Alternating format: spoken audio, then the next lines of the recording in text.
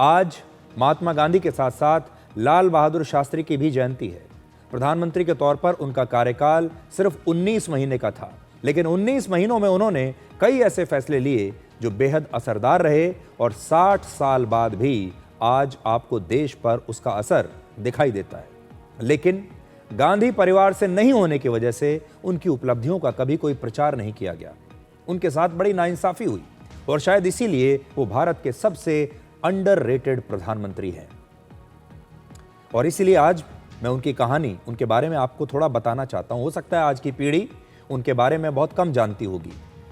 लाल बहादुर शास्त्री 9 जून 1964 से लेकर 11 जनवरी 1966 तक भारत के तीसरे प्रधानमंत्री रहे। एक बार संसद में बहस के दौरान लाल बहादुर शास्त्री ने कहा था, मैं शारीरिक रूप से मजबूत नहीं हूं, लेकिन मुझे लगता है कि मैं आंतरिक रूप से उतना कमजोर भी नहीं हूं। उनके जीवन और राजनीतिक फैसलों में मजबूती दिखाई देती थी। कुछ अलग बात दिखाई देती थी जो उन्हें बाकियों से अलग बनाती है।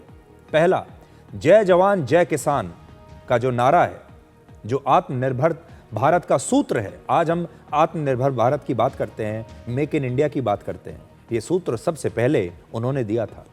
देश में अनाज की कमी दूर करने के लिए उन्होंने हरित क्रांति और दूध की कमी दूर करने के लिए श्वेत क्रांति की शुरुआत की थी। प्रधानमंत्री रहते हुए उन्होंने अपने सरकारी आवास पर, अपने घर पर ही खेती करनी शुरू कर दी और इसके जरिए उन्होंने देश में अनाज की कमी के प्रति लोगों को जागरूक किया, किसानों को प्रोत्साहित किया कि वो और ज्यादा से ज्यादा अनाज उगाएं। दूसरा, सादगी से भरा जीवन और ईमानदारी। लाल बहादुर शास्त्री हमेशा बहुत ही सादा जीवन जीते थे।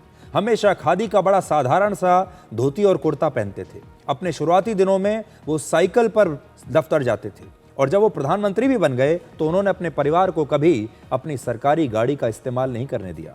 खुद भी अपने निजी कामों के लिए सरकारी कार का इस्तेमाल नहीं करते थे।